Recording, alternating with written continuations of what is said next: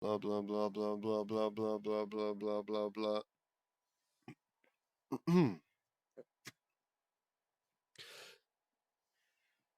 Hello.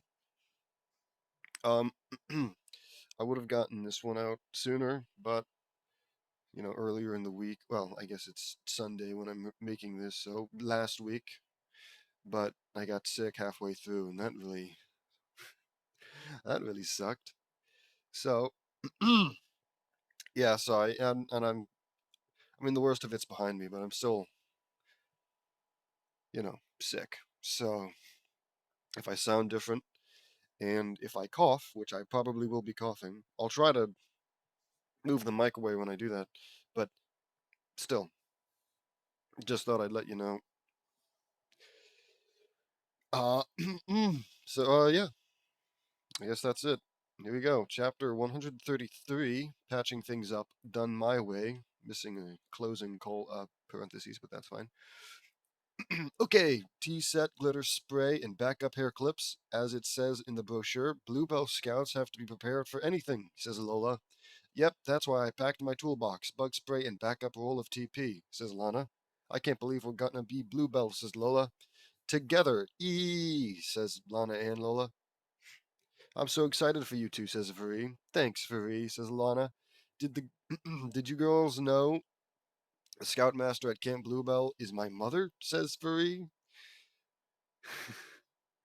Well, okay, it's been a while since I learned Veri's tragic past, but I thought her mother died.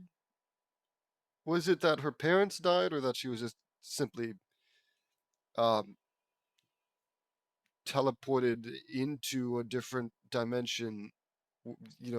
Abandoned, not abandoned, separated from her birth parents. Oh God! And I got a stuffy nose too. I forgot to mention that. I'm sure that's fine. Is my mother? She's your mom? Asks Lola, shocked. Not by blood. She adopted me 7 years ago. Okay, well that might explain it.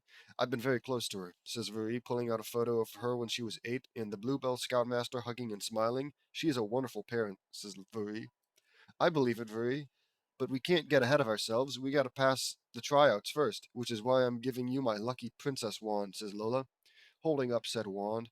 Aw, thanks, sis, says Lana, taking the wand, and I'm giving you my lucky plunger, says Lana, holding up said plunger as a foghorn sound and gives it to wait, and gives it to low exclamation mark A. I assume that's a new character. Oh, don't worry. I only use this one for sinks. Just then, right, hold on. Delicious. Ah, just then, Carol and Laney entered Lola's room wearing official Bluebell Scout uniforms. As you can see, Carol is a master Bluebell and Laney is an intermediate Bluebell. And they were so excited to see two of their sisters become scouts too. Are you girls ready to join the Bluebell Scouts? Asks Laney. Yes, ma'am, says Lola, and Lana. I'm so excited for the both of you, says Carol. Yeah, me too. I'm going to be so great having you guys join the ranks. It's going to be so great having you guys join the ranks of us Bluebells. When I was younger, I enrolled in camp and I worked my way up to getting every badge they had, says Laney, showing Lola and Lana her sash that was full of badges. The mountain climbing badge, the bird calling badge, the arts and crafts badge. Oh, is that your bug catching badge? Asks Lana, pointing to a red badge with spots on it. No, that's just a ladybug, says Laney. Allow me, says Fareed, taking the ladybug, and Carol opens the window and releases it. There you go, little guy. Aw, what nice people. You're so gentle, Veri, says Carol. I have to be, says Veri. I guess. I guess. Oh, that sash is gonna look so good on me, says Lola. Well, ladies, let's hop to it, says Carol. Carol, Veri, Laney, Lola, and Lana get out of their room. Out from their room. But me, Vince, Lincoln, and Clyde are in their way. Are we doing this, ladies? Asks Lincoln. We? We? Asks Lola and Lana. Bluebell Scouts are for girls only, says Laney. Good luck, Lola, Lana, I say. Thanks, JD, says Lola and Lana. My grandfather my grandfather on my dad's side of the family was in the Scouts. He was one away from Eagle Scout, I say. That's really cool, JD, says Vince. That sure is, says Laney. I'm gonna cough. I'm cool. That sure is, says Laney. This is gonna be really cool for them, says Carol. I know, but can't a guy just want to support his sisters and cheer them on at tryouts? Asks Lincoln. I thought we were going for the cookies, says Clyde. Lincoln shuts Clyde's mouth. What Clyde meant to say is support, number one. But if we do happen to come across some of those world famous Bluebell Scout cookies, the ones with crisp vanilla wafers, chocolate drizzle, and toasted coconut crunchies, says Clyde, the boys start drooling like waterfalls. They really love those Bluebell Scout cookies, I say. I can tell, says Marie. A Bluebell is always prepared, says Lola and Lana. They take their umbrellas and duck under the Jewel Falls, and Carol and Laney put on gal- what? Galoshes? So their feet don't get wet, and Marie floated above them. Could have just walked around. Camp Bluebell. Veri, Carol, Laney, Lola, and Lana arrive, and they were ready. Oh, wait, no. And we are ready. Well, look who's here. Veri, says the scout leader. Hey, Mom, says Veri. They hug, and we're reunited for the first time in 7 years. I'm sorry, your adopted mom hasn't seen you in 7 years? Is it like a really busy camp, or did you not visit her for 7 years? You're not an adult yet, otherwise, you and what's his face would have gotten married. So, what's your excuse? You'd think, right? Assuming I'm correct with her like original birth parents dying or being separated from, you'd think she'd probably value a mother figure a little bit more, enough to visit her at least once in 7 years. It is so good to see you, says Scout Leader. Me too, Mom. These are my friends, Carol, Laney, and Lola, and Lana, Loud. Lola and Lana want to become Bluebells too, says Veri. It's a pleasure to meet you all, says Scout Leader. Same here, says Lana. I can't wait to be a Bluebell, says Lola eagerly. Shall we get started, Mom? Asks Veri. We shall. Who's ready to become a Bluebell? Now, if you want to wear the periwinkle sash, you'll need to earn 5 different patches today, says the Scout Leader. Only 5? Oh, we got this. I got this, says Lola. Lola and Lana bump fists. Now, before we begin, we have an expert and a master in our midst from North Hazeltucky Bluebell Camp. Say hello to Laney Loud. Yep, typical. She's intermediate, but she's apparently an expert and a master. Say hello to Laney Loud. And we have a master too. Say hello to Carol Pingree. What? Wait, so Laney is an expert and a master. Very impressive. But Carol's only a master? Whatever. Mom, Carol had a situation happen to her a while ago. She's now Carol Loud. Oh, she don't open old wounds, I guess. She doesn't like to talk about it. Says Veri. Oh no, I'm so sorry, Carol, says Scout Leader. I've moved on, but I've forgiven my real parents, says Carol. That's nice. I swear they were put into some kind of super jail or something. Some kind of over the top punishment. Oh well. Forgive my real parents, says Carol. That's wonderful. Now, Veri, Carol, and Laney are going to be helping me with getting your badges, says Scout Leader. I'm cool. Thank you. Now, our first badge is Wilderness Protection, says Laney. To earn it, we're going to hike up in the Friendship Trail and pick up all the icky, sticky litter we find, says Scout Leader. Both Lola and Lana gasp. Lola horrified and Lana thrilled. We have/get to pick up trash, say Lola and Lana at the same time. This was my first badge that I earned back when I started. Says very. Oh no! Oh, I'm cool.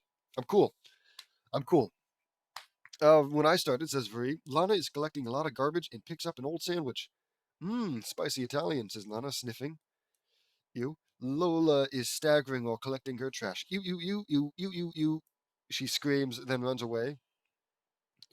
All right, rubbish wranglers, let's see how we did, says the scout leader, seeing Lana's pile. That's trash tactic, Lana. She gives Lana her first patch. Now, how about your sister? She asks. Enter Lola in a hazmat suit holding a soda can by a stick. Still staggered. Still staggered. Oh, Lola, says Laney. Oh, I don't think you got this one, honey, says scout leader. Lola gets sad. Don't worry, you'll get the next patch, says Lana. We still have all day, says Vree. The trainees walk off, and it cuts to a pair of binoculars. You see anything? Asks Clyde. Nope, I say. Negative, says Vince. Not a crumb, says Lincoln, searching. I don't get it. This is the Bluebells. They gotta have cookies, says Clyde. Maybe we need to get closer, says Lincoln. Clyde stands closer to Lincoln, much to his confusion. That's funny. That's hilarious. To earn the car care patch, you must change a tire on the Bluebell bus. I'm sorry, who is this for? How old are these scout members? I guess you're never too young to learn how to change a tire. Hell, I don't know how to change a tire. I don't even think I've got the equipment to change a tire if I knew how to change a tire in my car.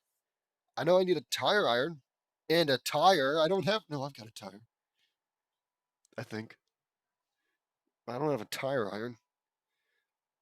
Moreover, I need some kind of. I don't know what they're called, but the thing that you use to lift up a car. Whatever, not important. Bluebell bus, blah blah blah blah blah. Lana holding a power ratchet. Ooh, me first, she says. She changes all the tires, tunes up the engine, and starts the bus. Might want to get that belt checked, says Lana. Now, aren't you just the cutest little grease monkey, says the scout leader, giving Lana the patch. Vuri came back carrying an old junkyard car. Here, Lana. Okay, it's getting bad. It's fine, I'm fine. It's cool, I'm fine. I'm cool. Vuri came back carrying an old junkyard car. Here, Lana, try restoring this old car, says Vuri. Piece of cake, says Lana. 37 minutes later. Done. What? What is this? What's the point of this? Says Lana. Lana had fully restored a 1937 Model J Duesenberg to brand new, perfect mint condition. Totally. This car is very beautiful, says Laney. That's a 1937 Model J Duesenberg. These cars are worth millions, says Marie. Naturally. Naturally. That's amazing. Okay, Lola, let's see how you change a tire, says Scout Leader. So what's the point of that? Is something going to come of that? Or is this just, was it just like, oh, look at how good at cars Lana is? And also, now they've got another asset worth a couple $1,000,000.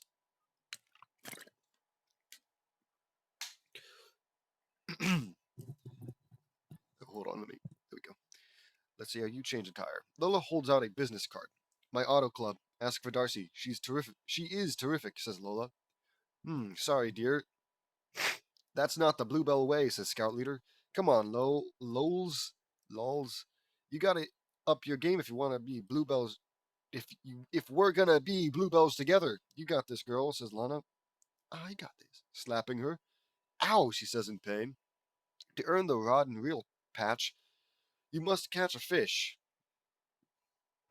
Everybody grab a squiggly wiggly worm, says the scout leader, pulling out a bucket full of worms. Lola, on the verge of throwing up, runs off the dock and vomits into a tote bag a couple times. That's a real whopper there, says scout leader off screen. Lana returns with a fish and another patch. 3 down, 2 to go. Caught him with my bare hands so I could keep this guy for myself, says Lana. Well done, Lana. I imagine she's holding the worm. Well done, Lana, says Vuri. You're quite a little fisher girl, says Carol. She prepares to eat a worm she saved. Lola feels nauseous at the sight and vomits into the tote bag once again. Lincoln and Clyde are resuming their cookie search. They spot the tote bag in the distance. Oh, ew. I already know what gross stuff is gonna happen. Target sighted, Clyde. I'm going in, says Lincoln, handing Clyde the binoculars and sneaking around to get to the tote bag. Let me wallow in your tasty morsels, he says, looking in the bag, but he sees something not so tasty. Gah! He returns to Clyde and gasps deeply. And starts to gasps deeply. And starts to gasps deeply. What happened? No cookies? asks Clyde. Oh, there were cookies, but not the kind you eat. The kind you toss, says Lincoln. Okay. Oh, sick, I say. Took the words right out of my mouth, says Vince. The boy's cheeks puff up, knowing that they're disgusted. Yeah. Now the primitive survival patch. To earn it, you must dig a latrine, says Scout Leader.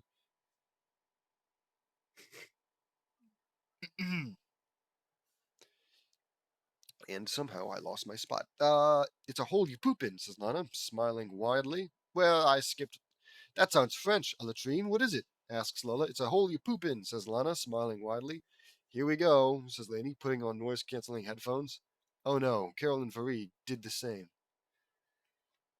Upon hearing that, Lola screams in sheer horror at the top of her lungs. Her scream was so incredibly loud, Lincoln loud, that it echoes and scares the birds away. All the girls are now having lunch at the picnic area. Lola shaking in terror. Terror. In terror. I'm in terror. I'm in agony. Lola, the day's half over and you don't have any patches left. If you don't start trying harder, we're not going to be bluebells together, says Lana. Oh, gross. I am trying. I just didn't know we'd have to do all this gross poop and worm stuff, says Lola, in little anger. Trust me, Lola. When I started out, I had to learn how to survive too. It's not easy, says Veri. I know how you feel, Veri, but I didn't let it bother me, says Carol. Lana starts eating the spicy Italian she collected. That's gross. Oh, come on, it's not so bad, says Lana, with her mouth full. Yeah, for you, the girl who eats trash hoagies, says Lola. Oh, hold on. Sometimes you just gotta step out of your comfort zone, says Lana. I'm already out of my comfort zone. I am eating without a tablecloth, says Lola. Don't worry, Lola. I'm sure you'll get your chance at these patches. You just need to find something you're good at, says Laney. You really think so? Asks Lola. I know so, reassures Laney. Our next Bluebell challenge will be the fashion forecast patch, says the scout leader, holding up said patch. Lola gasps, and Lana sulks at the mentioning of fashion. Bluebell Scouts are prepared for any kind of weather, so I'll give you a forecast and you'll have to put on the proper attire. Dude, this is the easiest. I could be a Bluebell Scout. I would crush those Girl Scouts. I would I would sell more cookies, or I would dig a gigantic latrine. Frankly, a latrine is disgusting, but the act of digging a latrine is easily the least disgusting part of it because there's no poop yet. What's so gross? Oh, I'm digging a hole and thinking about poop going into it. Well, then don't think about the poop going into it. Whatever. Uh, blah blah blah. Attire. She says, Scout leader, opening a trunk of different outfits. Varie is gonna help me with this one. First, snow and ice. You don't need the weather to change. Just give the instruction. Oh, whatever. Varie uses her weather control powers, which I guess she has, and snow starts to blow. Lola shows off her outfit consisting of a yushunka, a scarf, a snow robe, and shades. She lowers her shades. Lana digs up from the snow in her usual outfit.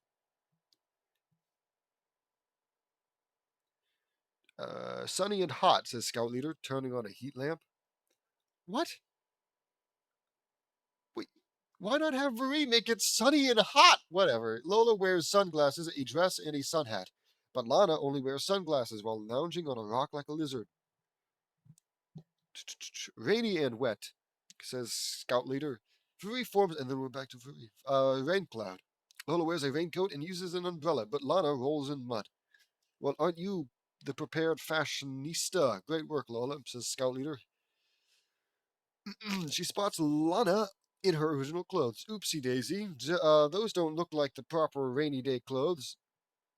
These are all weather clothes. I don't need to change into no silly outfit, says Lana. Oh, sorry, sweetie, but that's not the Bluebell way, says Scout Leader. Don't worry, Lons. You'll get the next one. You got this, girl, says Lola, slapping her. Ow, says Lana, in pain. The moment they leave, Lincoln and Clyde pop up out of the trunk in fashion items. There's no cookies in here either, says Lincoln. I'm starting to lose it, Lincoln. The crisp vanilla wafers, says Clyde. The chocolate drizzles, says Lincoln. Toasted coconut crunchy, says Clyde.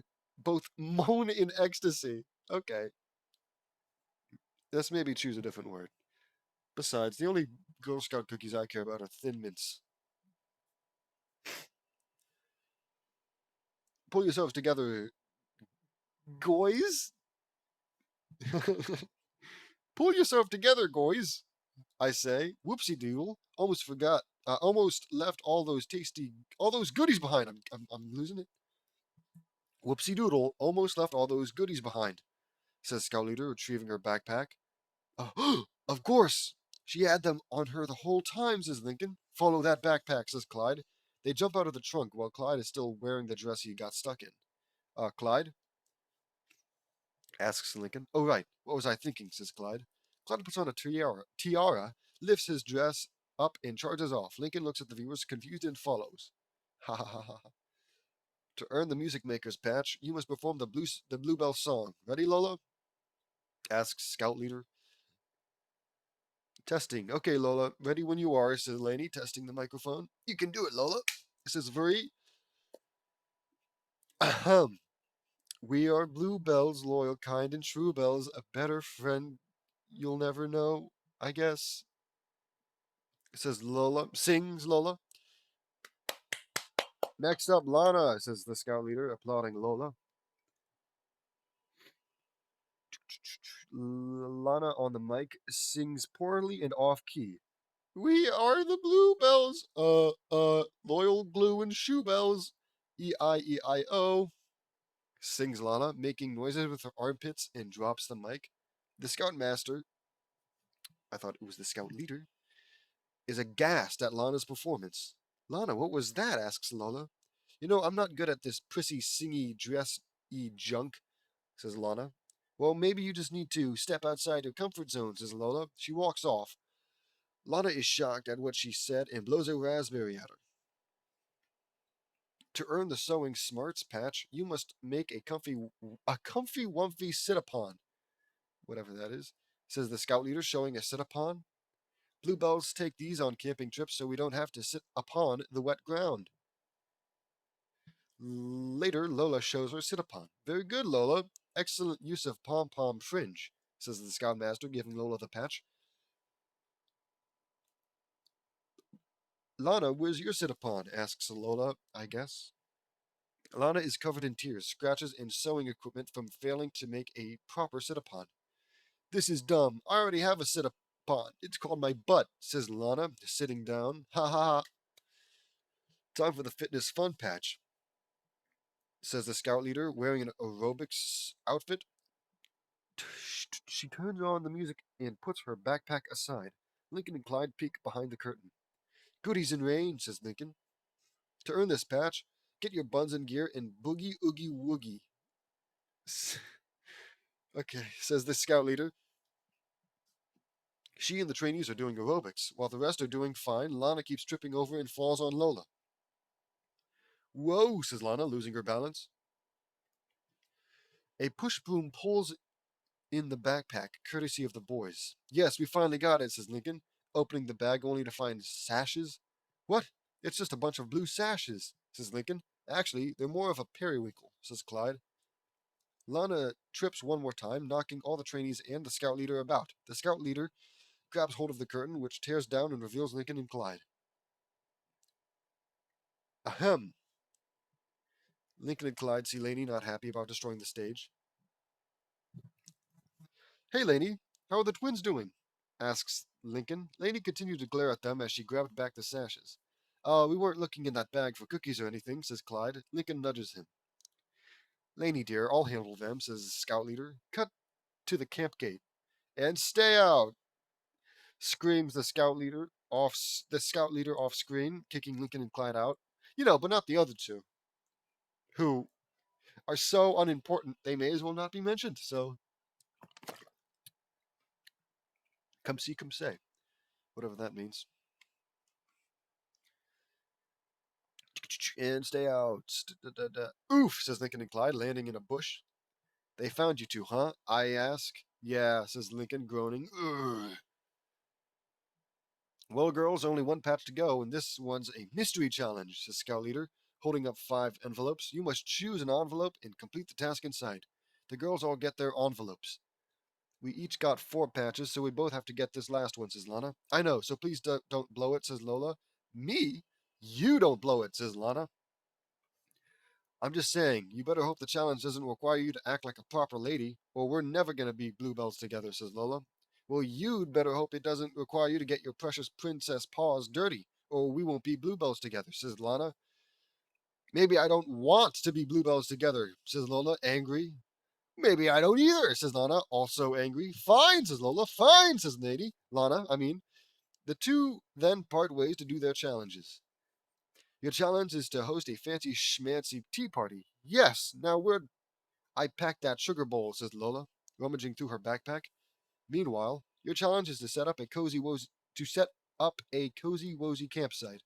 Yes, now where'd I put that bug spray? She asks, rummaging through her backpack. I bet they got each other's backpacks.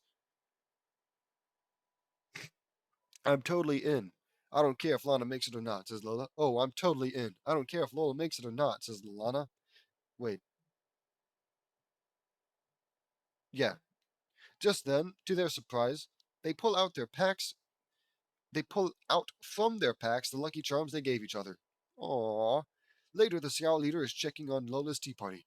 Oh, well, this looks yummy, yummy in my tummy, says Scout Leader. I hate this fucking girl. Shut up! Yummy, yummy in my tummy. Shut up! Wow, Lola, very elegant, says Lainey. Cop a squat. He's getting cold, says Lola, chugging the whole kettle and belches. And now the entertainment. She pulls the tablecloth and spills the dining ware and makes noises with her armpit. The Scout Leader looks disappointed with Lola's performance and moves on to Lana. Hey, sunshine, where's your campsite? Asks Scout Leader. Lana holds up a business card for a motel. Ugh. Right down the road, Super 9 Motor Inn. Ask for a clean ice bucket, says Lana. The Scout Leader looks perplexed. Lola, you failed the Tea Party Challenge, and Lana, you failed the Campsite Challenge. So I'm afraid neither of you get a patch, says the Scout Leader. What? Uh, exclaim Lola and Lana, shocked. You had a tea party? How'd you mess that up? Asks Lana. And you had a campsite. How could that go wrong? Asks Lola. The two of them pick up each other's lucky charms. I thought you might have the same challenge as me, so I'd never be able to do it. And if I didn't want to be a bluebell without you, and I didn't want to be a bluebell without you. Really? Aw, they say to each other at the same time, hugging each other. Sorry for being so hard on you today, says Lola. Me too. We're just good at different stuff, says Lana. Bluebells or not bluebells, I don't care. As long as we're together, says Lola. They hug again. Actually, you turned to earned your bluebell petals after all, says Lainey. Oh my god, wow. We did? Asks Lola and Lana. You touched Mom's heart, says Bree. You two cutie patooties just earned your 5th patch after all, says the Scout Leader, touched and in tears, holding up a special patch for your faithful friendship. She puts sashes on them. Oh, congratulations! You are both bluebells. Now, if you'll excuse me, I have to go call my sister Wister, she says, running off to do so. The twins start celebrating. Woohoo, says Lola. We did it, says Lana. Bluebell, says Lola. We rock, yes, says Lana. I'm gonna cough. Back to it. The twins are carrying boxes. Congratulations, you two, says Carol. We're all now bluebells, says Vree. I'm so proud of you girls today. Now we can all be bluebells together, says Laney. Thanks, Laney. If we sell both these boxes, says Lola, we get the sixth bluebell patch, says Lana. The boys leap out of the bushes and land with a thud. You got the cookies? How much are they? Asks Lincoln. He and Clyde take out their money. What you have in your hands will do, says Lola. Take our money, says paying up and taking the. Take our money, says Lincoln and Clyde, paying up and taking the boxes. Inside the boxes are not cookies, but some kind of different treat. Reduced sodium kale puffs. Where are the cookies? Asks Lincoln. Oh, I forgot to tell you. It's our new Bluebell Healthy Eating Initiative, says Laney. The twins start walking away with their money. All sales are final, says Lola. No refund, says Lana. Now don't despair, boys. I asked Mom and she let me have these for you, says Marie. Free pulls out a big box, and in it was boxes of cookies. Wow. Enjoy, boys, says Carol. Yes, says me, Vince, Lincoln, and Clyde, joyful and ecstatic. The sound echoes so loudly that it scares the birds away. The end. Another fanfiction completed. I wanted to do a twist to the ending of patching things up. Let me know what you all think. See you all next time. Is that the twist? At the end, instead of only getting the kale puffs, Lincoln and Clyde and company also get the cookies. Whoa, what a twist! All right, whatever. Chapter 134, Worse Than a Psycho. It starts out with me, Vri, Eileen, Vince, Carol, Lori, Gabriella, Naruto, Sakura, Hinata, Lincoln and Linka, Lucy, Lainey, Lana, Lola, and Lisa flying over to a remote area near Phoenix, Arizona. So, why are we all heading out to Phoenix, Arizona? Asks Vince. If the cold case unit in Phoenix called me. Of course they did. I don't know what it's for, but it's something big, I say. We arrive in 3 hours and we're standing by the infamous Bates Motel. Bates? Psycho? Bateman? Patrick Bateman? American Psycho? Probably not.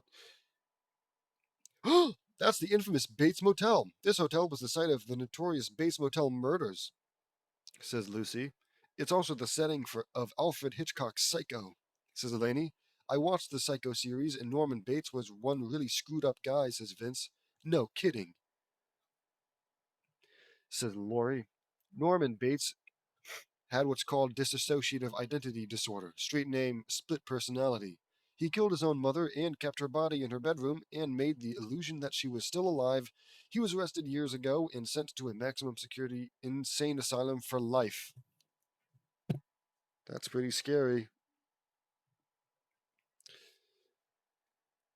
You have to be pretty stupid to kill somebody you know. Yeah, word to the wise, if you're going to kill anybody, kill somebody you don't know. It'll take them forever to figure out who did it, you know? Because you have no motive. Obviously, unless, you'd have to be completely insane to want to kill somebody. And being completely insane, insane people have a reason, a bad reason, mind you, but they always have a reason for why they kill. Oh, I killed my mom because she she told me to get a job, but I wanted to be a redditor. Some stupid reason like that. There aren't too many murderers who just kill because they like to kill. You know, and most murderers are so crazy they don't really think about the logistics of it being relatively easy to trace you back to a murder if it's somebody you know. Why am I maybe I'm Bates. Maybe I killed mom. Maybe I'm the American Psycho.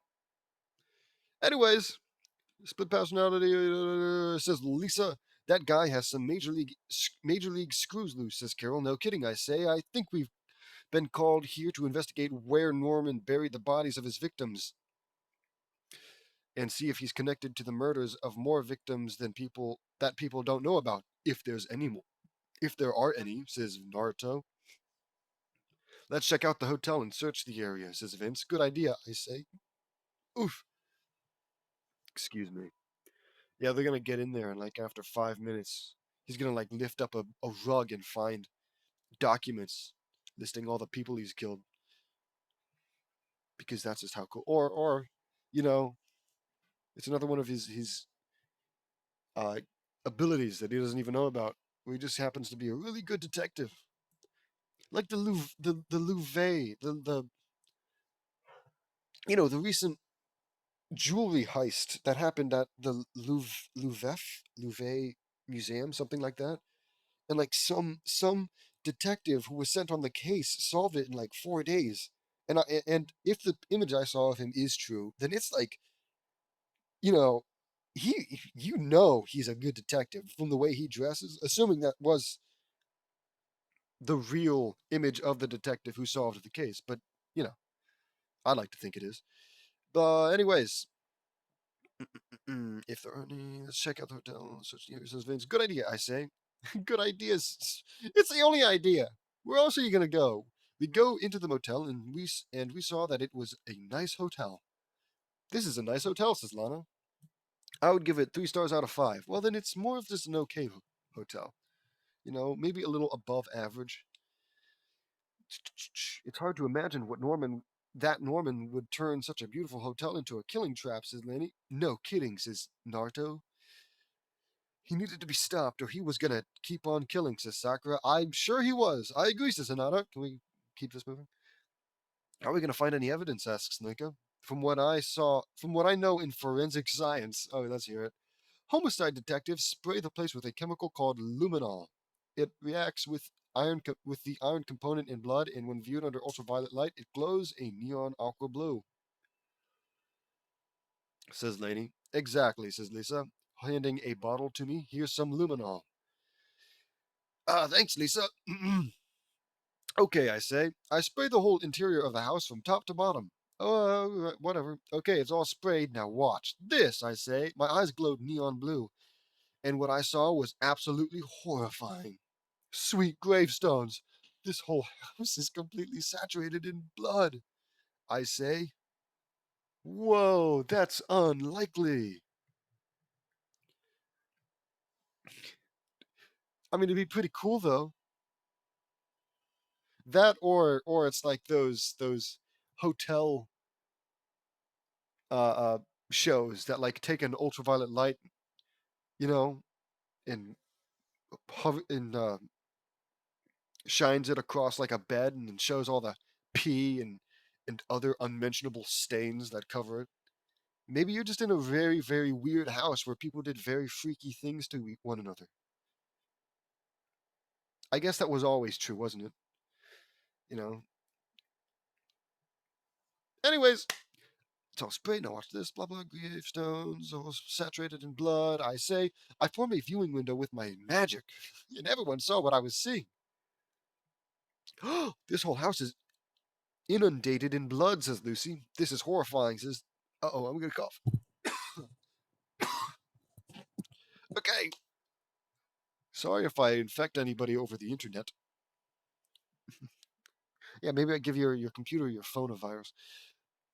Inundated in blood, this is horrifying, says Laney. That is so disgusting, says Lola. No kidding, says Lana. How many people did Norman Bates kill? Asks Vince. The reports said it was 8, but I have a feeling that there's much more, I say. I'm glad they're making Norman Bates into even more of a monster. As if more justification was needed for what I assume is about to happen to him. That being some kind of brutal beatdown. No, everybody already knows about the 8 people he killed. That's old news. Yawn, who cares? Like, triple that number, and we got something. Bring it to the power of 10, and I think we've got something. I have a feeling you're right, says Vuri. How are we going to prove that he killed more people? Asks Eileen. We'll have to scan the area around the hotel and inside the place for spots that were missed, I say. Good idea, says Sakura. Let's go outside, I say. We all head outside, and I fly up with Naruto, and he was carrying Hinata. Okay, this should be high enough. Hinata, can you use your Bia Byaku Bi, Byakugan to find anything? I ask. I can try. Byakugan, says Hinata. Her eyes activated and she sees a horrific sight. This is horrifying. There's bodies scattered all over the area of the hotel, says Hinata. How many of them are there? I ask. Hinata counted and she found over 1,200 bodies. I'm sorry. So how many people went missing at this hotel before anybody got suspicious? 1,200 bodies. Was he killing exclusively orphans and the homeless? People who don't have, people who commonly check in on them?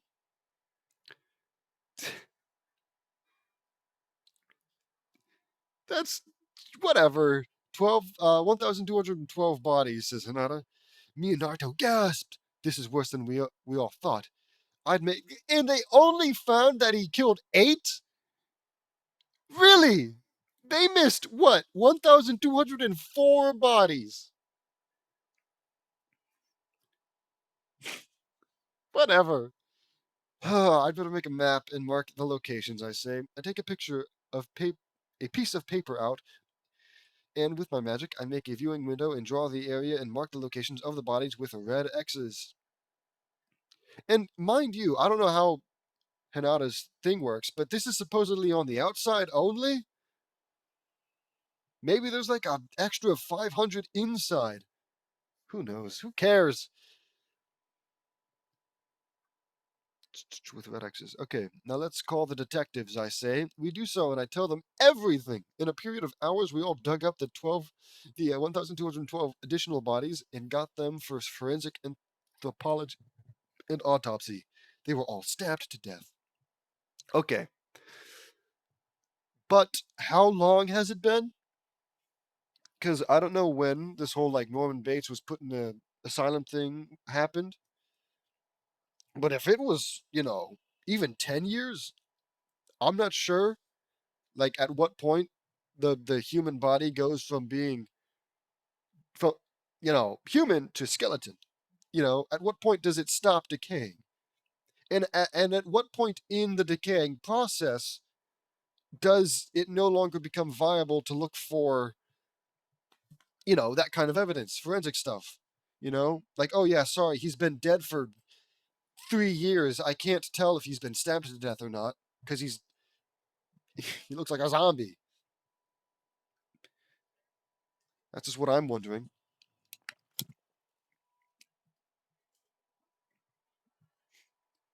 But whatever. That's just me like pointing it out. I don't actually know because I don't know nothing about the decomposition of bodies, nor do I know when Norman Bates killed these people. They were all stabbed to death. This is very bad. Norman Bates could go down as the most prolific psychotic serial killer of all time. Yeah, until you take him, overtake him in that regard. But whatever. I immediately call a press conference in Washington D.C. Everybody, everybody, stop what you're doing. The random superhero kid decided to call a press conference. Get the president in here. Good afternoon, everyone. I'm sorry for interrupting your everyday activities. As you all know, Norman Bates, the psychotic. As you all know? I mean, maybe a few. I don't even know. I didn't know who Norman Bates was, and whatever. The psychotic serial killer responsible for the murder of 8 people in the Bates Motel in Arizona was sent to a maximum security insane asylum. Me and my friends, here along with the Arizona State Detectives, have recently confirmed that Norman Bates has killed an additional 1,212 people.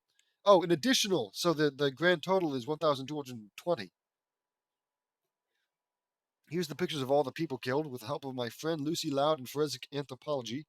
Lucy was already identified has already identified all of them with her powers, naturally. Here's a list of all their names and where they were from. I'm gonna call I'm cool. I'm cool. I'm awesome. I need to blow my nose. Anyways, here's a list of all their names and where they were from. I say. A list was shown and it had their names and where they were from. Norman Bates now had numerous charges of murder added to his rap sheet. His trial was a long one and was broadcasted around the network. He was found guilty. You never did properly prove it was him. Like somebody brought it up. Somebody was like, "How do we prove that it was Bates who did this?" And then you didn't answer it. You went, you saw a bunch of bodies, and then you're like, "Well, sure, that's all the evidence we needed." I mean, for all you know, these murders happened after he was in prison. Not to say like, not to say wrongfully accusing him is really so some horrible act of injustice, because he's a murderer still. But it firstly, it's sloppy work on your end, and also that potentially means that there's an even bigger murderer somewhere out there. Whatever. His trial was a long one and was broadcasted around the world. He was found guilty on all charges, and he received 1,220 life sentences without parole, plus 12,753,812 years in prison. I'll never understand. Like, why is it that um James is like, oh yeah, bigger number, bigger number. It stops mattering to anybody after the first like 100, after the first life sentence, really.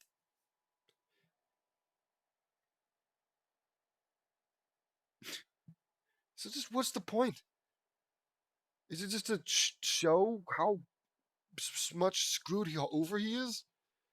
Sure, whatever. But because of his case was so high profile, he was to serve his sentence in the Lake Vostok, Antarctica triple supermax secure psychiatric prison unit. In the end, I cursed him with immortality. Oh, that's why. So he can live in the prison for all eternity. He was also placed on 24/7 guard and monitoring. 24/7.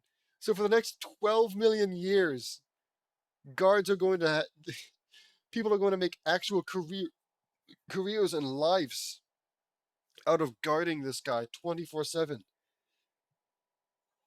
Seems like a pretty good deal, actually.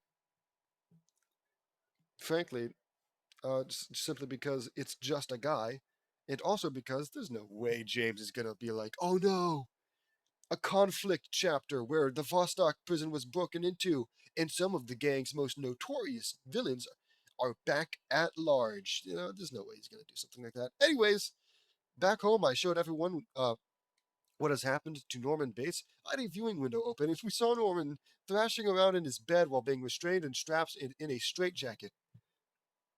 That's a little fucked up. That's him, guys, I say. That guy is one insane psychotic madman, says Lincoln. More like a madman to the 10 millionth power, says Vree. Is he really that mad, asks Lenny. No, Lenny, he's completely insane. It means that he has absolutely no idea what he was doing at the time. Well, a lot of people use that to get lighter sentences. And I guess you fell for it, hook, line, and sinker. Maybe he would have gotten a 24 million year sentence. Doesn't seem so bad in comparison. That 12 million years, huh?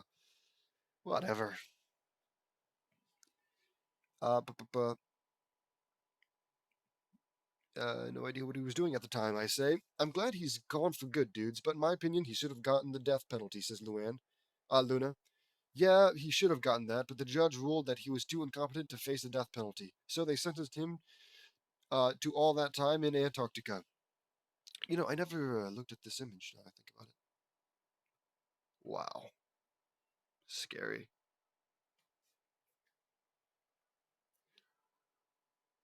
I agree.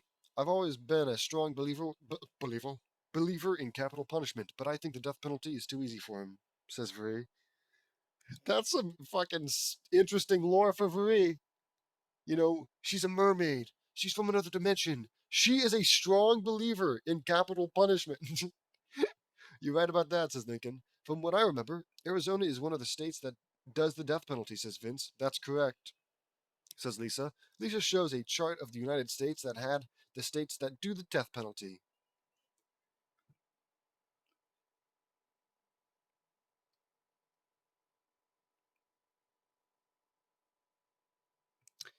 So, wow.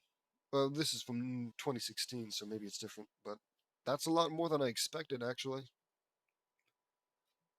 Here's a little hint. I live in a state that allows the death penalty. Ain't that cool? Anyways, state with a governor imposed moratorium. I don't know what that means. Blah blah blah blah blah. Death penalty. These are currently the states that currently do capital punishment. Street name: the death penalty, says Lisa.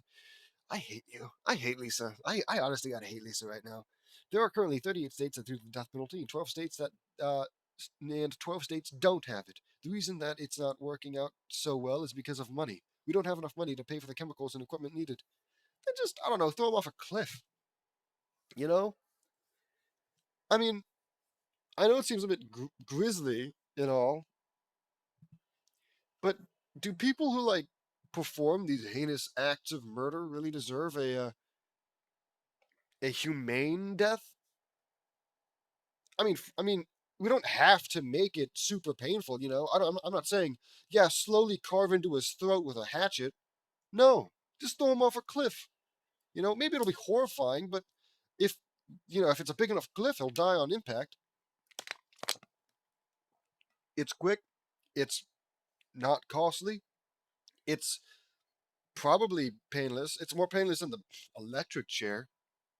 I'll bring back the guillotine. That was always cool.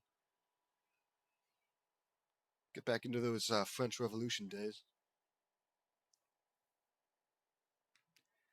Anyways,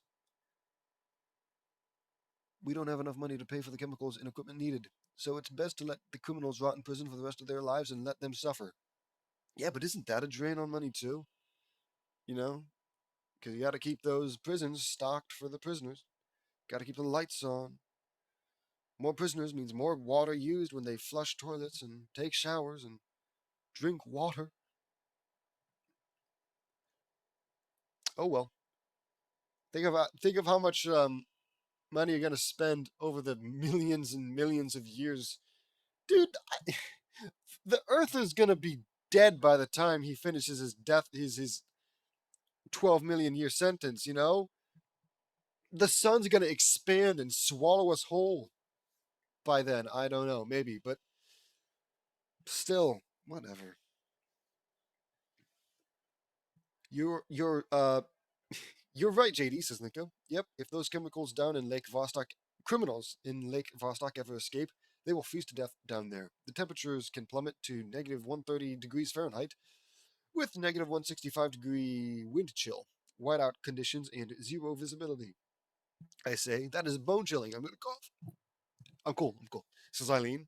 No kidding, dude, says Luna. That guy was a psychopath on steroids. He got what he deserved, says Luann. That's right, Luann, says Lucy. Oh my god. Can we be done? I have a feeling that he is not going to love living in the asylum down in Antarctica. Oh, Carol, really? You don't think? Do you? Oh, I thought he'd be right at home. Comfy, snug as a bug. Stupid. Me too, but he deserves it, says Vree. Affirmative, says Lisa. The netherworld is also where he's heading to next, says Lola. Yep, I say. All we can do is wait, says Vince. Yep, I say. The end. Oh, what is this? The end. Another fan fiction complete. I wanted to do a psycho themed chapter. That movie was another movie from my dad's past, and it was the birth movie of the slasher film genre in horror. I'm gonna cough. Okay, I'm cool. This movie was made in 1960 and starred Anthony Perkins. Psycho 3 was a strange one along with Psycho 2. Norman Bates was one screwed up and insane nut. He was not only pure evil, but he was a total homicidal maniac. I hate people like that. That's bold of you to say. Whoa. He hates murderers and psychopaths? This guy's getting political. But this was one of Alfred Hitchcock's greatest works. Insane people are a complete and total menace to society. Oh, don't I know it, James? Don't I know it? You know, you'd be interested to find that I happen to be reading uh, uh, the writings of a particularly insane person right now. And let me tell you, I think I'd rather, I think I'd rather meet Norman Bates.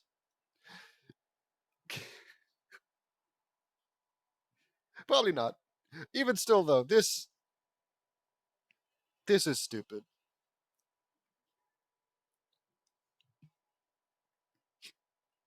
If you're gonna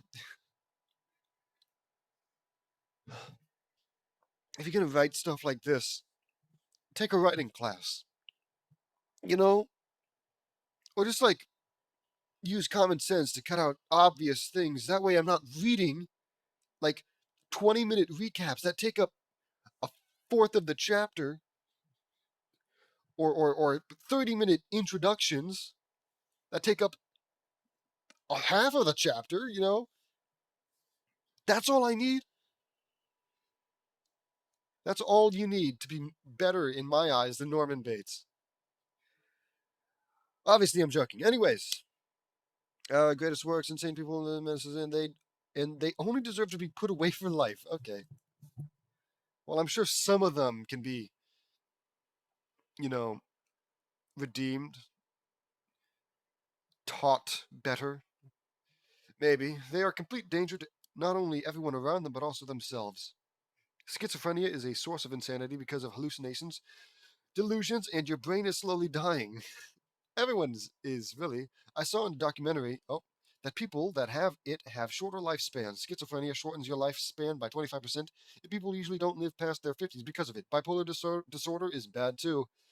You're like a roller coaster emotionally. Personality problems are a major handful. Dissociative identity disorder is where you have multiple personalities in you, and it is very confusing and more. Autism is what I have. Oh, oh my God. Wait, really? I mean, I feel like it was obvious, but I was only ever assuming, that he had autism. And it's not a shock so much. I'm not shocked so much as I am just like astounded to finally have solid evidence. Well, maybe it's a self-diagnosis. Diagnosis. It's not impossible.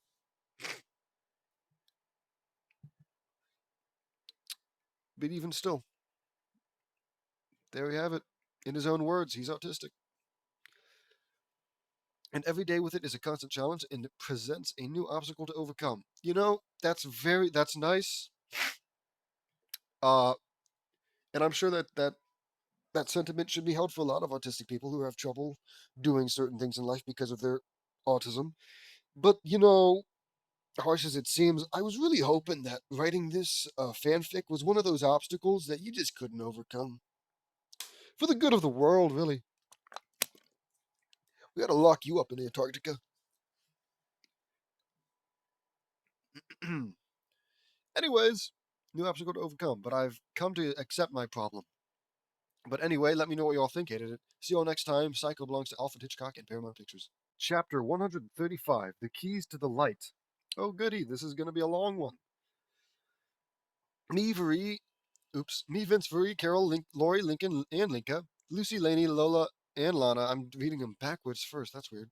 I'm reading the second one in the and symbol first. Penny, Lisa, and Lily were in the simulator. Vere, Eileen, Naruto, and the girls were in the control room. The simulator activated, and we found ourselves in the universe of Kingdom Hearts. Oh no! Wow, we're in Kingdom. We're in the Kingdom Hearts universe. I say. It's good that this isn't gonna be like him explaining the lore. Otherwise, this would be the longest chapter so far. Get out of here? It's supposed to be full screen. There we go. Wow, we're in the Kingdom Hearts universe. I say, awesome. This is one of my favorite video game series, says Vince. What is Kingdom Hearts about? Asks Lincoln. It's a crossover series with Final Fantasy and Disney characters. What? Final Fantasy? What? I thought it was just like a Final Fantasy esque game with Disney characters. Sora isn't a Final Fantasy character, right? Xehanort and Xehanort and Xehanort and Xehanort, those aren't Final Fantasy characters. Nor is Xehanort or the like Xehanort League of Xehanorts, Man, I know. I know more than I want to, but still not nearly enough to make sense of it. Okay. It's about a boy named Sora and his friends Riku and Kairi. Kairi? Kairi? Wait, Kairi. I'm going to do Kairi. Along with King, Mickey, Donald Duck, and Goofy. And they try to maintain peace in the universe by enforcing the light in some sort of way. By fighting Xehanort and Xehanort and Xehanort. That's interesting, says Linka. It's one of my favorite video games. I recently beat Kingdom Hearts Dream Drop Distance, says Lily. Yep. And no idea if that one is like the second, maybe the third. For all I know, it's the first game. For all I know, it takes place before the first game. For all I know, it takes place in a dream sequence between two of the games. Whatever. I'm proud of you. I'm proud of you. Nobody says I'm proud of you when I beat a game. Somebody should have said that when I beat Silk Song. You know? Nobody said anything like, "Well, Parker, you're the coolest." I'm great at it. I'm great at Silk Song. Then again, maybe Kingdom Hearts' Dream Drop Distance is the hardest game in the world. This is a long one. I'm making it longer. I'm proud of you, Lily. I beat it too. I found out a very dark and grim revelation. Master Xehanort plans to reassemble the original Keyblade, the X-Blade. It was shattered into 20 pieces, 7 of light and 13 of darkness. He plans to reassemble it and use it to balance light and darkness into one. But I put everything together very quickly as I was playing it and found out that if that plan comes into fruition, it will destroy the entire universe. I said. Everyone but me and Vince gasped. Everyone, including Lily, who beat it? Whatever. That's insanity, says Lincoln. He's going to destroy the entire universe, exclaims Linka. You know what? I'm going to lay back. I'm going to lay back. Oh, yeah. We're going to get nice and snug. I'm actually a little excited to read this. Just to see it all come to. That's insanity. He's going to destroy the entire universe, asks Linka. Yeah, my guess is he's going to destroy the universe and recreate it in his own image. One gigantic Xehanort, says Vince. That's probably right, says Lori. We've got to stop him, says Carol. But how are we going to do that? Asks Lana. Our best chance is to team up with Sora, Riku, Kairi, Mickey, Donald, and Goofy. Divided we are weak, but united we are strong. Oh, yeah. Because you guys are so weak without Mickey and Donald and Sora. Whatever. I say, that's a good idea, says Lola. Yeah, we're with you all the way, JD. Oh, good. It's going to give us images, says Lenny. Now let's find them, I say. As we look around, we saw that we're in the world that never was. I'm going to go. Maybe lying down was a bad idea. We're in the world that never was. That castle is home to the malevolent organization uh, 13, Organization 13, comprised of 13 Xehanorts, which isn't untrue. It's true somehow. I don't remember how exactly. Very scary. I think it may have been easier to see without clicking on the image. Remember those guys? They were powerful and tough. They wanted to become human, and they're trying to summon a false Kingdom Hearts. Ow, I just hit myself in the face with my mouse. Don't ask how. Don't ask how. We have to destroy that moon. Everyone together. We cupped our wrists to our sides. Kamehameha, says everyone. We fired a combined Kamehameha, waved directly at the heart-shaped moon, and when it hit, it exploded with incredible power and completely obliterated it. Yay! That takes care of that, I say. Yep, it was also the source of power for Sykes. Without the moon, he's completely powerless, says Lily. Good thinking, says Lady. Now we have to head to the castle. Come on, I say. We all ran and slashed apart any Heartless and nobody that got in our way. When we got to the base, I sensed something wrong. Wait, I exclaim. What is it, JD? Asks Lana. I sensed something and someone's calling me. Okay, I gotta sit up. This isn't working. This isn't helping at all.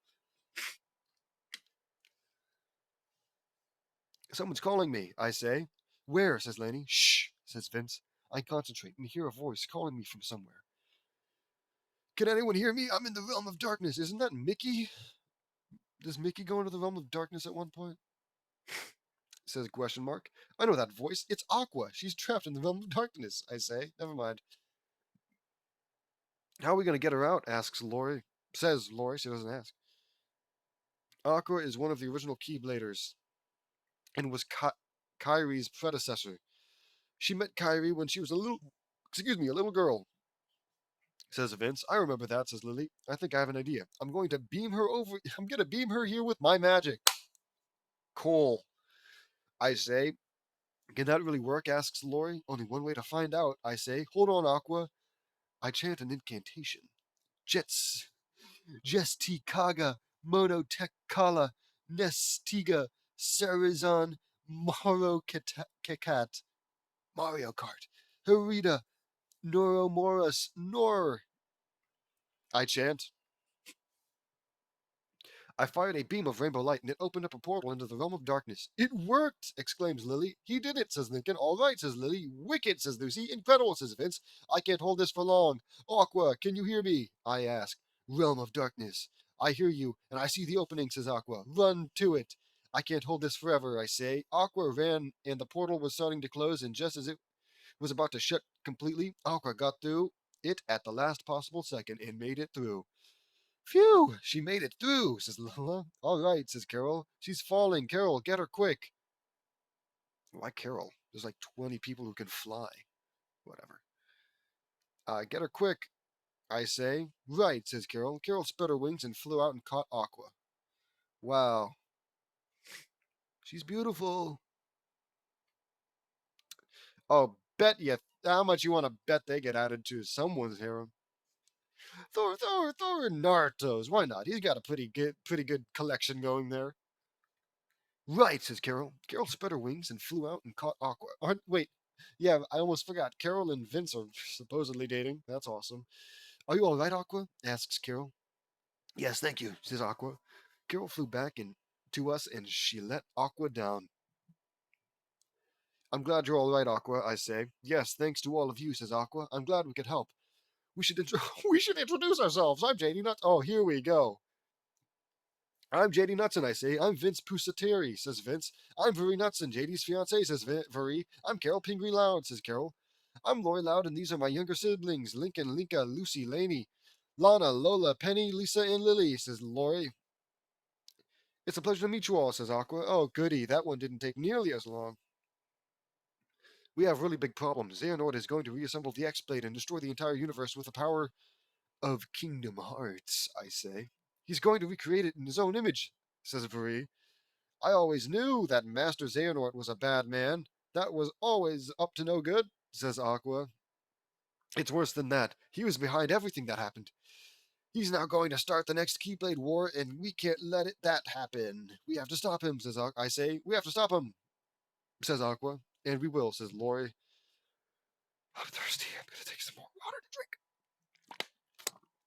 Ah, that's good. And we will, says Lori. We have to find Sora, Riku, and Kairi, as well as King Mickey, Donald, and Goofy, I say. Right, says Lincoln. Come on, I say. We go into the castle of Organization 13, and we ran into Larzen, the savage nymph.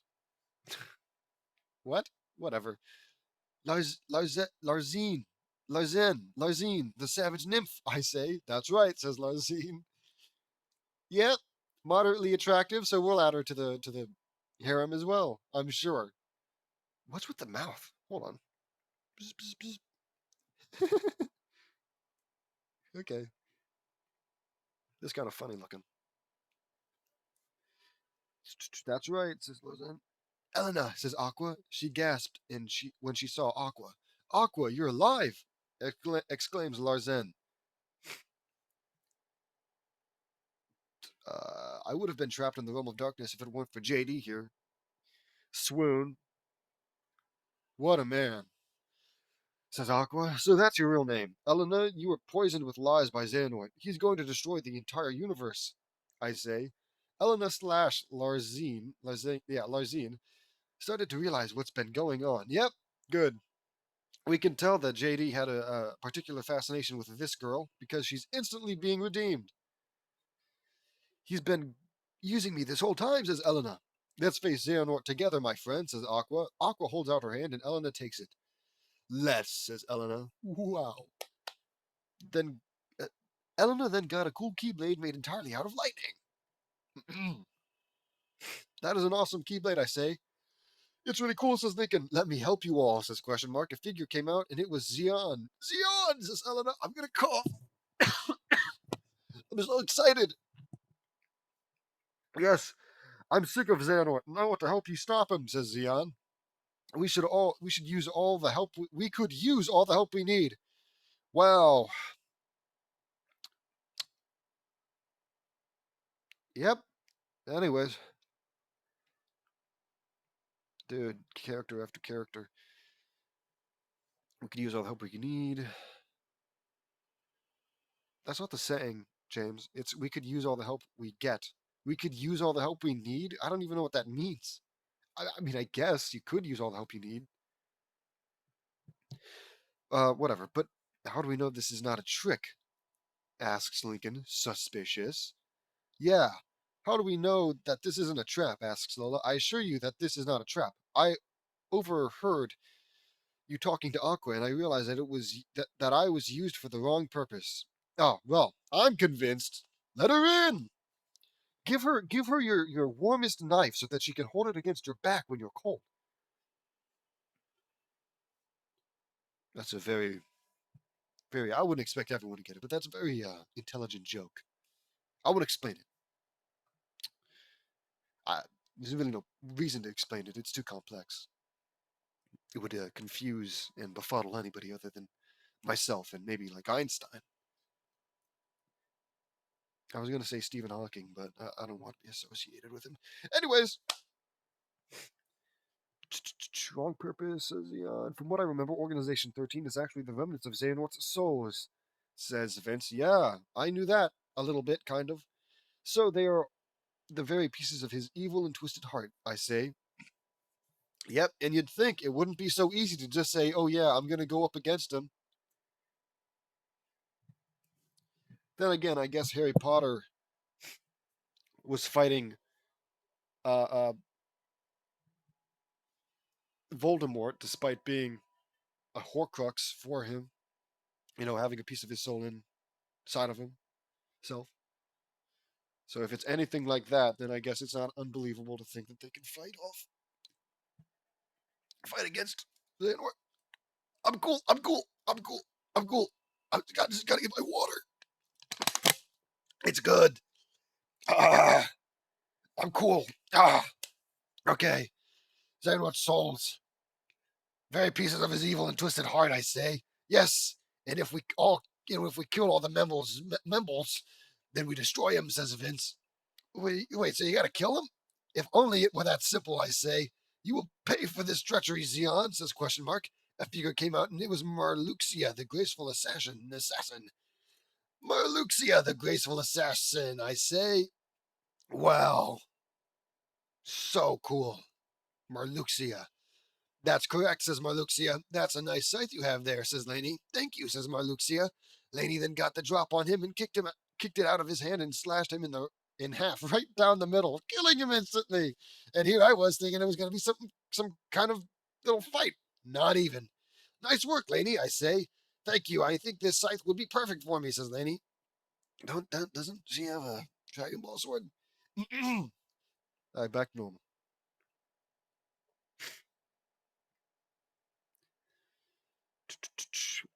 It suits you perfectly, says Vuri. Maluxia uses flowers as his power. That scythe is called the Graceful Dahlia. Dahlia. Okay. Gotta be honest, flowers as a superpower has gotta be so lame. You know? I mean, we just talked to Lightning Lady here. And then this guy comes in with his stupid flower scythe. I couldn't possibly be threatened by him. Oh, I'm gonna cut you with my gigantic daffodil. Shut up and die. Shut up and drive, drive, drive. Dahlia power flowers are one of my favorite flowers, says Laney. I remember. Let's continue on, I say. We ran through the castle and faced all the members of Organization 13 and killed them all except for Leah, who was Axel in the organization, and he was known as the Flurry of Dancing Flames. He joined us in our cause. Ansem, the Wise, Sora, Riku, King Mickey, Donald, and Goofy joined us too, casually. So, like, if you have to kill every member, right? What about the two members who are now on your side? What's gonna happen there, buddy? That takes care of organization. We'll just ignore it then. Now we have to find Kyrie. I say. I know where Kyrie is, says question mark. We saw a beautiful girl dressed in white. It was Namine. Namine, I say. Or Namine. That's right, follow me, says Namine. We followed her, and she led us to a wall. I thought that was Kyrie. What am I talking about? I don't know anything. I don't know what characters look like. Well, I know what Mickey looks like, and Donald and Goofy, and probably Sora, and maybe Donald. We followed her, and she led us to a wall. Kyrie's behind this wall, says Namine. Okay, stand back, I say. What is with you guys and just blindly trusting people you find in this evil castle? I fired a laser and cut a hole into the wall. The circle fell, and Kyrie saw us. I'm gonna cough again. I'm cool. Kyrie! Kyrie, says Sora. Sora, says Kyrie. They hugged and were reunited. Wow, they're beautiful.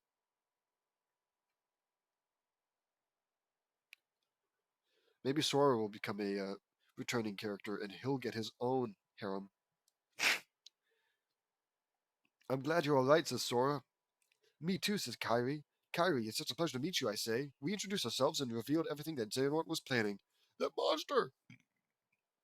We have to stop him now, says Kyrie. I couldn't agree more. Let's go, I say. We ran to the throne room, and we saw a huge white door. He's behind this door. I can sense him, I say. I push the giant door open, and we go in, and we saw Xehanort expecting us. So you all came, says Xehanort. How did he know? Xehanort, so we meet at last, I say. Yes, so we meet, J.D. Nutson, says Xehanort. He just says some shit like, oh, the infamous uh, James who took down, not infamous, the famous James who took down the Black Daffodil Gang and won that lottery in Michigan or some stupid crap. So he really is just an old bald man.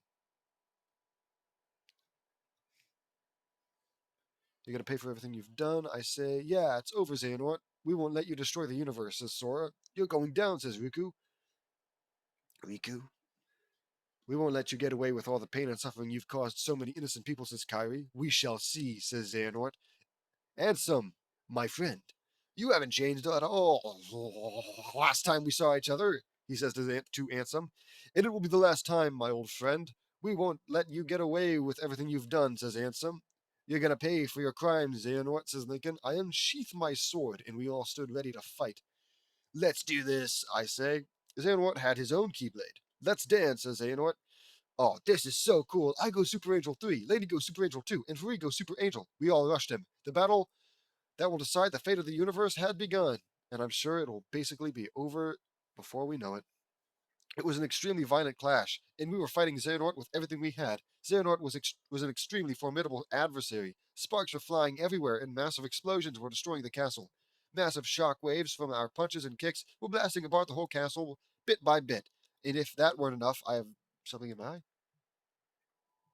Okay, if that weren't enough, the whole city was being destroyed by an extremely ferocious and savage battle. The battle was shaking the entire fabric of the entire universe with so much power and ferocity that it was completely unbelievable. I punched Xehanort and sent him flying, and he jumped toward me, and I dodged it and kicked him in the back and sent him crashing through the wall. And he got up, and he was infuriated. I hate you all, says Xehanort. Very evil. He's so evil. Our auras flared up with extreme intensity, and I kicked him in the face. Vince elbowed him in the stomach, and Laney slashed off his left arm. And Xehanort screamed in excruciating pain. You've been disarmed, says Laney. Ha ha ha ha ha ha ha ha. Now it's time for you to pay, Xehanort. You're going to face up for your crimes. Oh my god. That looks intense. Everybody put on a diaper. We're about to shit our pants. You're going to face up for your crimes, I say. I raise my hands into the air. Spirit bomb, says Furry. Everyone share your energy with me, I say. From all over the universe, everyone raised whatever. Everyone raised their hands up, and their energy came flooding into me, and a massive energy ball the size of the moon formed. Xehanort saw this, and he went at me and slashed at me, and then in a startling development, Xehanort's keyblade smashed against my body into a million pieces. What? He's too powerful. This is it, I say. I threw the spirit bomb at him and he tried to push it back, but it was far too strong for him to control. He landed on the ground and the spirit bomb hit him and it exploded with devastating power. Craboom! My explanation mark. Xehanort was completely obliterated in an instant, and in the process, the world that never was completely destroyed. I guess it was now the world that never was, never was. Never, uh, the world that, there never was the world that never was, whatever.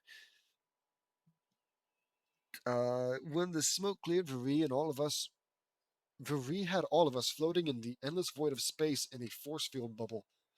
I wasn't even in the least bit exhausted. Whoa! Cool! Is it over? Asks Sora. Yes, Sora. Xehanort's energy signal has completely disappeared. It's finally over. I say. Thank goodness, says King Mickey. Thank goodness, says King Mickey. Gosh, it's finally over, guys. I can't do Donald. Yeah, we won, says Donald. Thank goodness it's finally over, says Kyrie. The power of the entire universe working together was too much for him to handle, says Rui. Go figure. Really? I don't think that really. There are too many people who can handle that, other than JD, of course, who isn't in the least bit exhausted, I'll have you know. You said it, says Vince. I can't believe that Xehanort was that evil, says Carol. Me neither. As far as I know, the Xehanort I knew long ago died ages ago, says Ansem. I know, says Riku. But it's finally over, says Leah. Yeah, good riddance to bad rubbish, says Elena. Let's go home. I say, we later arrived at Sora's Island, the Destiny Islands. Wow, so this is the Destiny Islands. It's beautiful. It's small. It's very small, actually. Yep, this is our home, says Sora. It's beautiful, says Viri. It sure is, says Vince. JD, we can't thank you all enough for helping us to destroy Xehanort and putting a stop to all this madness, says Sora. It was our pleasure, Sora, I say. I'm glad we can help you all. The entire universe was in danger, and we couldn't let Xehanort's plan become a reality, says Lincoln. Yeah, says Riku. I wish we could go to your world and stay with you guys, says Sora. Say less. I can arrange that, I say. I snap my fingers and beam the whole island over to Lake St. Clair. The simulator ended and we were all back home. So where are we? Asks Sora. This is where we all live. You're now on planet Earth in our home dimension. There's lots of things to do and see here, I say. Well, yeah, I guess, but significantly less than wherever they were. In the Kingdom Hearts games, you could go to Toy Story Land and Monsters Inc. Land. Sure, whatever. Monsters Inc. Land. Other places. It's awesome. Wally World. That's Pixar. Well, Pixar's owned by Disney. Wait, is it Pixar? Who cares? Not important. Uh, I snap my fingers and beam the hole. Blah blah blah. Where are we? This is a place called Saint. Oh my God, I'm having a stroke. This is a place called Lake St. Clair, says Viri. It's beautiful, and that city is amazing, says Sora. That's Detroit, Michigan. I'm sure it's the most beautiful city in the world. We'll show you everything later, I say. Sora, I have something to tell you. Can you come with me? Says Kyrie. Oh, this is about to get emotional. Sure, Kyrie, says Sora. At sunset on the tree in the secret place, Sora and Kyrie were watching the sunset. Sora, there's something you should know. Ever since the whole adventure began, I feel like I've gotten closer to you than ever before.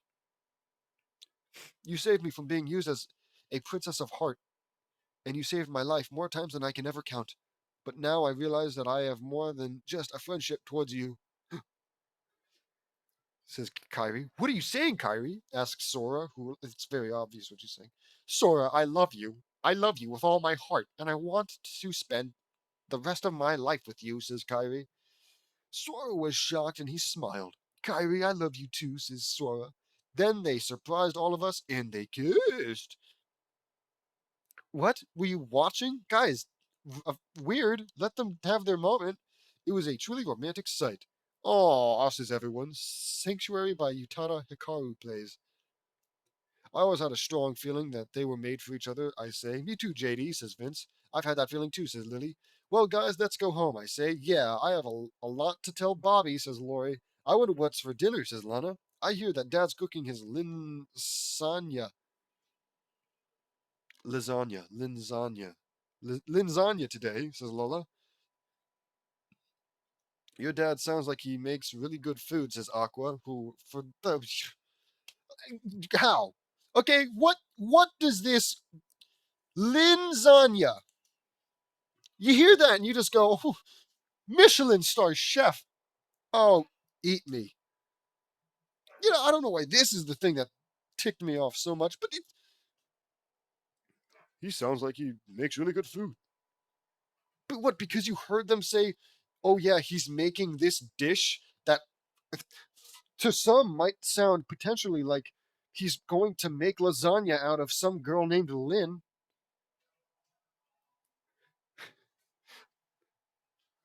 Whatever. Well, your dad sounds like a cannibal. That's what I'd say. His food is the best, Aqua. You will love it. I say, oh yeah, says Vince. We all head back to the house. The end. Another fan fiction complete. I've been wanting to do a Kingdom Hearts crossover chapter for a while. I'm so excited for Kingdom Hearts 3 to come out. It's going to serve as the final chapter in the Dark Seeker saga. I played the Kingdom Hearts series on PlayStation 2, PlayStation 3, Nintendo 3DS, and now PlayStation 4. It is awesome. I've played the games for 17 years. I can't wait for Kingdom Hearts 3 to come out. But this one was a really explosive and action-packed chapter. Let me know what you all think. I hated it. See you all next time. Kingdom Hearts series belongs to Square Enix Software, Disney Interactive, and Tetsuya Nomura. Okay. Awesome. Yep. This was miserable. I think I hear a fire alarm going off. That's not good. God, we're at the end and I'm starting to cough. Okay. I can subscribe. Was there something I wanted to bring up? I guess not. Yep. See you next time. Sorry for the wait.